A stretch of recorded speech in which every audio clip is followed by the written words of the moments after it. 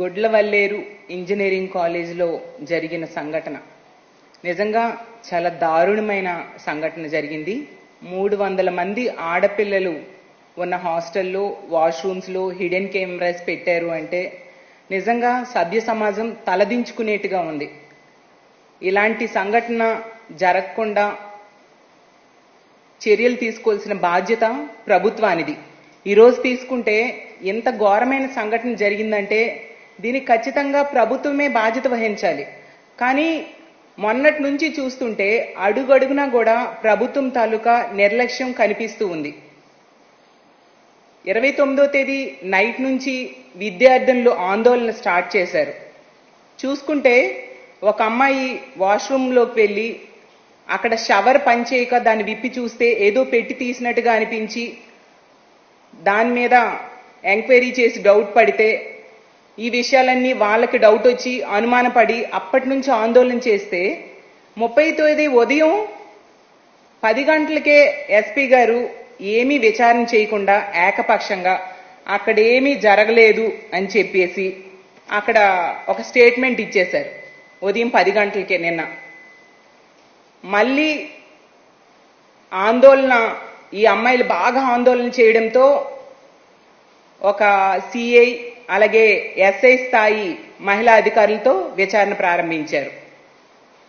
SP స్థాయి వ్యక్తి అక్కడ ఏం జరగలేదు అని చెప్పేశాక అతని దగ్గర పనిచేసే సిఐ ఎస్ఐ స్థాయి వ్యక్తులు ఏమని అతని మాటకు వ్యతిరేకంగా రిపోర్ట్ ఇవ్వగలరా? యాజమాన్యం తాలూకా నిర్లక్ష్యము అలాగే యాజమాన్యాన్ని కవర్ చేయడానికి ప్రభుత్వం పడుతున్న తపన క్లియర్గా అర్థమవుతూ ఉంది. ఈ ఇష్యూలో ఆ పిల్లల్ని బెదిరించడం, ఆ పిల్లల వాయిస్ రికార్డ్స్ ఎన్నో బయటకు వచ్చాయి. యాజమాన్యం బెదిరిస్తూ ఉండడం, సర్టిఫికేట్స్ ఇవ్వమని చెప్పడం, అలాగే అన్ని రకాలుగా వాళ్ళని బెదిరించి హాస్టల్ నుంచి బయటకు పంపించడానికి ట్రై చేయడం, సెలవులు ప్రకటించేసి. అంటే పిల్లల్ని బయటకు పంపించేస్తే ఇంకేం విచారణ చేస్తారు? అలాగే నిన్న మా వైఎస్ఆర్ కాంగ్రెస్ పార్టీ తరఫున అక్కడ పిల్లలతో మాట్లాడి వాళ్ళకు ఒక భరోసా ఇవ్వడానికి మేము వెళ్తే మమ్మల్ని లోపలికి కూడా అలౌ చేయలేదు. ఎందుకు అంత భయం వీళ్ళకి? అంటే అక్కడ ఎవరిని రక్షించడానికి ఈ పోలీసులైనా ప్రభుత్వమైనా తాపత్రయపడుతుందో అర్థం కావట్లేదు. అలాగే తీసుకుంటే తప్పు జరిగింది, ఒక నిందితుడు ఒక అబ్బాయి మీద అనుమానం ఉంది. ఆ అబ్బాయి ఇన్స్టాగ్రామ్ లో పవన్ కళ్యాణ్ గారి పోస్టులుంటే దానిని మాడిఫై చేసి వైఎస్ఆర్సీపీ బొమ్మలు పెట్టి జగనన్న బొమ్మలు పెట్టి అంటే వైఎస్ఆర్సీపీ మీద నెట్టేయడానికి ప్రయత్నాలు క్లియర్గా కనిపిస్తూ ఉన్నాయి. అలాగే ఆర్టీవీ వాళ్ళు కూడా అదేదో వైఎస్ఆర్సీపీకి సంబంధించిన అబ్బాయి కింద క్రియేట్ చేయడానికి ముందు పోస్ట్ పెట్టి దాన్ని తొలగించడం. అంటే ఈ ఫేక్ న్యూస్ ఛానల్స్ ఎంతసేపు ఇది వైఎస్ఆర్సీపీ వ్యక్తులు చేశారన్నట్టుగా క్రియేట్ చేయడానికే ప్రయత్నిస్తూ ఉన్నారు తప్ప ఇంత ఘోరమైన సంఘటన జరిగింది. అసలు ఈ ప్రభుత్వం దీని నుంచి అమ్మాయిలను ఎలా రక్షించాలి? 300 మంది ఆడపిల్లల భవిష్యత్తు, వాళ్ళ వీడియోస్ కనుక బయటికి వస్తే వాళ్ళ భవిష్యత్తు ఏమవుతుంది అని ఆలోచించట్లేదు. ఎంత సంఘటన జరిగినా ఒక డీజీపీ గారు కానీ ఒక హోమ్ మినిస్టర్ గారు కానీ ఇంతవరకు వెళ్ళలేదు. మన డీజీపీ గారిని చంద్రబాబు నాయుడు గారు అప్పుడు మదనపల్లిలో పేపర్స్ తగలబడితే స్పెషల్ హెలికాప్టర్ వేసి పంపించారు, అలాగే సిఐడి చీఫ్ని. మరి అంత ఇంట్రెస్ట్ 300 మంది ఆడపిల్లల భవిష్యత్తుకు సంబంధించిన ఈ అంశంలో ఎందుకు ఆ ఇంజనీరింగ్ కాలేజ్ దగ్గరికి పంపట్లేదని మేము ప్రశ్నిస్తూ ఉన్నాం. అలాగే ఎవరిని రక్షించడానికి తాపత్రయపడుతున్నారో అని మేము అడుగుతూ ఉన్నాం. ఎంత దారుణమైన సంఘటన. ఈరోజు తీసుకుంటే ఇంజనీరింగ్ కాలేజీల్లోనేంటి, హోటల్స్లో, షాపింగ్ మాల్స్లో ప్రతి దగ్గర కూడా ఈ హిడెన్ కెమెరాస్ అనేవి కనిపిస్తూ ఉన్న పరిస్థితి. ఇలాంటి హిడెన్ కెమెరాస్ ని ఐడెంటిఫై చేసే వ్యవస్థని తీసుకురావాల్సిన అవసరం ఉంది. గతంలో జగన్మోహన్ రెడ్డి గారి ప్రభుత్వంలో దిశ యాప్ అనేది ఉండేది. ఆ యాప్ కనుక ఉంటే ఇలాంటి సంఘటనలు జరిగేవి కాదు. ఎందుకంటే వారం క్రితం నుంచే ఆ విద్యార్థులు గొడవ చేస్తూ ఉన్నారు. వాళ్ళకి డౌట్ వచ్చింది. దిశ యాప్ ఉంటే SOS బటన్ నొక్కి వాళ్ళు కంప్లైంట్ ఇచ్చేవారు. కానీ ఈ రోజు అలాంటి వ్యవస్థలు లేవు. ఈ ప్రభుత్వం అధికారంలోకి వచ్చిన దగ్గర నుంచి కూడా హోమ్ మినిస్టర్ గారు పదే పదే చెప్తూ ఉన్నారు, దిశ యాప్ లేదు, దిశ చట్టం లేదు అని. దిశ పోలీస్ స్టేషన్స్ పేర్లు మార్చేశారు. ఇలాంటి పేర్లు మార్చేయడానికి ఉన్న శ్రద్ధ ఆడపిల్లల మాన ప్రాణాలు రక్షించడం మీద ఉంటే ఎంతో బాగుండేది. అలాగే దిశ యాప్, దిశ చట్టం అనేది ఇలాంటి దుర్మార్గుల నుంచి ఆడపిల్లల్ని రక్షించడానికి జగన్మోహన్ రెడ్డి గారు ఏర్పాటు చేసిన ఒక ఆయుధం. అలాంటి ఆయుధం తయారు చేసిన వ్యక్తి మీద కోపంతో ఈరోజు మీరు నిర్వీర్యం చేసేశారు. దీనివలన ఆడపిల్లలు, ఈ రాష్ట్రంలో ఉన్న మహిళలు, ఆడపిల్లలు దానికి బలవుతూ ఉన్నారు మీరు తీసుకున్న నిర్ణయం వలన. గతంలో మనం చూసాం, ఈ దిశ అనేది తెలంగాణలో ఒక ఆడపిల్ల మీద అత్యాచారం జరిగితే అలాంటి సంఘటనలు ఆంధ్రప్రదేశ్ రాష్ట్రంలో జరగకూడదు అని చెప్పి దిశ యాప్ను తీసుకొచ్చారు, దిశ చట్టం తీసుకొచ్చి అది కేంద్రంలో పెండింగ్ లో ఉన్న అందులో అంశాలన్నీ జగన్మోహన్ రెడ్డి గారు ఇక్కడ అమలు చేయడమే కాకుండా దిశ పోలీస్ స్టేషన్స్ తీసుకొచ్చారు, డిఎస్పీ స్థాయి అధికారులను పెట్టారు.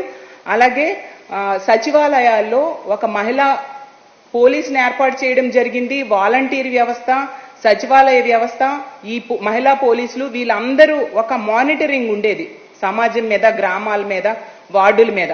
దానివల్ల ఎవరికైనా తప్పు చేయాలంటే ఒక భయం ఉండేది, తప్పు చేస్తే దొరికిపోతాము. ఎంత వ్యవస్థ జగన్మోహన్ రెడ్డి గారి ప్రభుత్వంలో ఎంత వ్యవస్థ మమ్మల్ని చూస్తూ ఉంది అనేసి ఒక భయం ఉండి ఇలాంటి దుర్మార్గులు ఇలాంటి తప్పుడు పనులు చేయడానికి భయపడేవారు.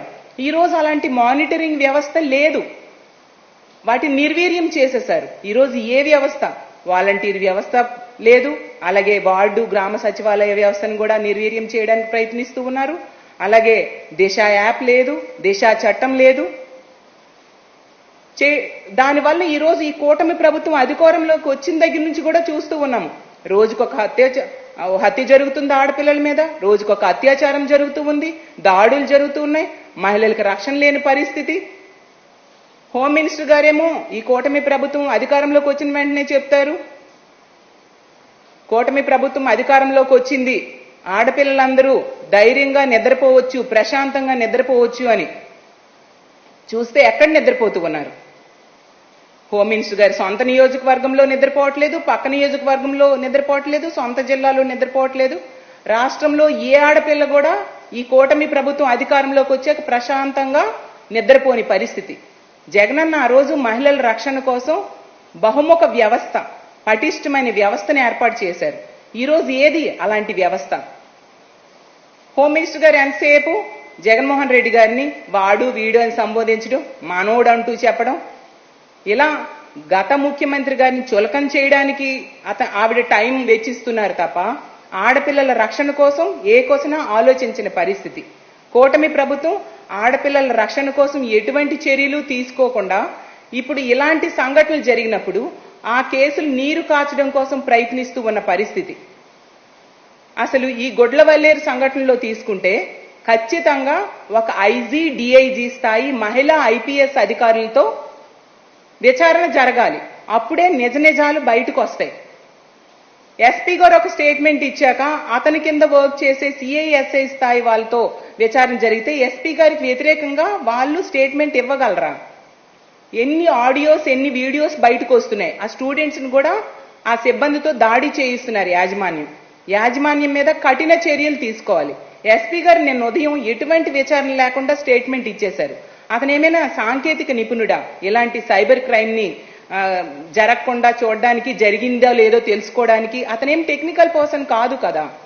అసలు ఈ హిడెన్ కెమెరాస్ అనేవి నిజంగా వైర్లెస్ తో పనిచేస్తూ ఉన్నాయి. ఈరోజు అడాప్టర్స్ లో పెట్టేస్తున్నారు, బల్బుల్లో పెట్టేస్తున్నారు, షవర్స్ లో పెట్టేస్తున్నారు, బట్టలు పెట్టుకునే హ్యాంగర్స్ కి పెట్టేస్తూ ఉన్నారు.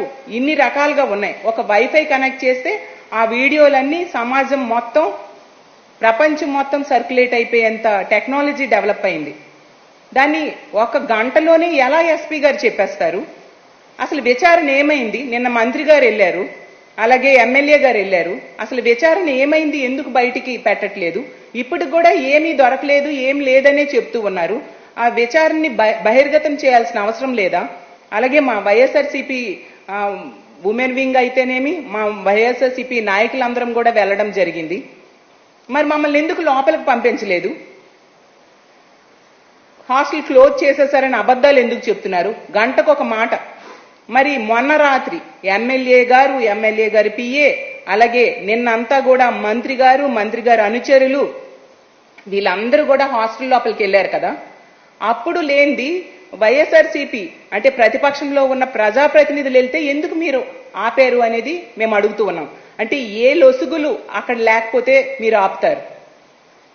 ఉన్నాయి కాబట్టే ఏవి బయటకు వస్తాయని మీరు భయపడి ఇలాంటి పనులు చేస్తూ ఉన్నారు. ఖచ్చితంగా ఒక సైబర్ ఫోరెన్సిక్ దర్యాప్తు దీని మీద చేయాల్సిన అవసరం ఉంది. ఒక ప్రజాప్రతినిధులనే మీరు లోపలికి, అది మహిళా ప్రజాప్రతినిధిని ఆడపిల్లలకి పరామర్శ చేయడానికి ధైర్యం ఇవ్వడానికి వెళ్తుంటే మీరు ఆపుతూ ఉన్నారంటే అసలు ఈ రాష్ట్రంలో రాజ్యాంగం అమలవుతూ ఉందా? ప్రజాప్రతినిధుల తాలూకా ప్రాథమిక హక్కులు అమలవుతూ ఉన్నాయా? అసలు ప్రజాస్వామ్య దేశంలో ఉన్నామా? అసలు ఆంధ్రప్రదేశ్ రాష్ట్రంలో అంబేద్కర్ గారి రాజ్యాంగం అమలు కావట్లేదు అనేది మరొకసారి నిరూపించబడింది.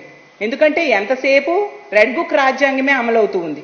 ఎంతసేపు మనం చూసాం రాజకీయ కక్ష సాధింపులకే ప్రభుత్వం తమ సమయాన్ని వెచ్చిస్తూ ఉంది. కానీ ఆడపిల్లల మాన ప్రాణాలు రక్షించడం కోసం ఏమాత్రం చర్యలు తీసుకోని పరిస్థితి. ఖచ్చితంగా ఐజీ, డిఐజీ స్థాయి మహిళా అధికారులతో ఎంక్వైరీ చేయాల్సిన అవసరం ఉంది. దాన్ని మేము డిమాండ్ చేస్తూ ఉన్నాము. తప్పు చేసిన దుర్మార్గుల్ని కఠినంగా శిక్షించాల్సిన అవసరం ఉంది. లేకపోతే అసలు సమాజం ఎటు వెళ్తుంది? ఈ రోజు తల్లిదండ్రులు కాలేజ్కి పిల్లల్ని పంపించారు ఆడపిల్లలంటే హాస్టల్లో చాలా సెక్యూర్డ్ గా ఉంటుంది. హాస్టల్ వాచ్మెన్ ఉంటాడు, అలాగే వార్డెన్ ఉంటారు. కాబట్టి మా పిల్లలు చాలా అక్కడ భద్రతతో ఉంటారు అని చూస్తాం. కానీ చూస్తే కనీసం హాస్టల్స్ లో కూడా రక్షణ లేని పరిస్థితి. ప్రభుత్వం ఇలాంటి కాలేజీల యాజమాన్యాల మీద సరైన మానిటరింగ్ లేని పరిస్థితి మనకు కనిపిస్తూ ఉంది. కాబట్టి ఈ ప్రభుత్వం, కూటమి ప్రభుత్వం అధికారంలోకి వచ్చిన దగ్గర నుంచి చూస్తే హోమ్ మినిస్టర్ గారు, అలాగే ముఖ్యమంత్రి గారైనా మిగతా మంత్రులైనా ఎంతసేపు ఈ కక్ష సాధింపు చర్యల మీద మీదే దృష్టి పెడుతూ ఉన్నారు తప్ప మనం చూసాం ఒక అత్యాచారం జరిగిన ఆడపిల్లలకి ఒక భరోసా ఇవ్వడం, ఒక ఆర్థిక సాయం చేయడం ఇలాంటివేవీ కనిపించట్లేదు. హోమ్ మినిస్టర్ గారి పక్క నియోజకవర్గమైన రాంబెల్లిలో జరిగింది మనం చూసాం. దర్శిని అనే అమ్మాయికి ఎంత ఘోరంగా హత్య చేస్తే కనీసం పక్కనే ఉండి సన్మానాలకు వెళ్ళిన హోమ్ మినిస్టర్ గారు పరామర్శకెళ్లి ఓదార్పునివ్వలేదు. అలాగే ఆ డెడ్ బాడీ పోస్ట్ మార్టం ఖర్చులు కూడా ఆ పేద కుటుంబమే భరించింది తప్ప ప్రభుత్వం నుంచి ఎటువంటి సహాయం అందలేదు. హోమ్ మినిస్టర్ గారి సొంత నియోజకవర్గం చూస్తే 2 మహిళలకి దారుణంగా తెలుగుదేశం పార్టీ కార్యకర్తలు దాడి చేశారు. కానీ హోమ్ మినిస్టర్ గారు తీసుకున్న చర్యలేమీ లేవు. పక్క జిల్లా ఉన్న విజయనగరంలో 6 నెలల చిన్న పసికందు మీద అత్యాచారం జరిగింది. అలాగే ముచ్చిమర్రి సంఘటన 55 రోజులైనా ఈ రోజుకి కూడా ఆ డెడ్ బాడీని వెతికి పట్టలేని చేతకాని పరిస్థితిలో ఈ ప్రభుత్వం ఉంది. మరి మదనపల్లిలో ఫైల్స్ దగ్ధమయ్యాయని దానికోసం స్పెషల్ హెలికాప్టర్లో పంపించారు కదా. మరి ముచ్చిమర్రి సంఘటన లాంటి వాటికి లేదా రాంబెల్లి సంఘటన లాంటి విషయాలకి డీజీపీ గారిను, హోమ్ మినిస్టర్ గారిను స్పెషల్ హెలికాప్టర్లో పంపిస్తే ఖచ్చితంగా ఇంకొకసారి అలాంటి తప్పులు జరగకుండా ఇలాంటి దుర్మార్గులు ఒక భయం ఉండేది. కానీ వాటి మీద ఈ ప్రభుత్వం దృష్టి పెట్టట్లేదు కాబట్టి దుర్మార్గులకి భయం అనేది లేక రోజు రిపీట్ అవుతూ ఉన్న పరిస్థితి మనం చూస్తూ ఉన్నాము. కాబట్టి ఇలాంటి సంఘటనలు జరగకుండా చూడాల్సిన బాధ్యత ప్రభుత్వానిది. ఈ సంఘటనకి ఖచ్చితంగా ప్రభుత్వమే బాధ్యత వహించాల్సిన అవసరం ఉంది. ఇంకో విషయం ఏంటంటే ఈ దుర్మార్గులు ఎవరు చేశారు, దీని వెనక ఎవరున్నారు, వాటిని వెలికి తీసి వాళ్ళని కఠినంగా శిక్షించాలి. అలాగే వీడియోస్ 300 పైగా వీడియోస్ ఉన్నాయని ఆడపిల్లలు భయాందోళనకు గురవుతూ ఉన్నారు. అవి బయటికి వస్తే వాళ్ళ బంగారు భవిష్యత్తు ఏమవుతుందా అనేసి తల్లిదండ్రులు భయపడుతూ ఉన్న పరిస్థితి.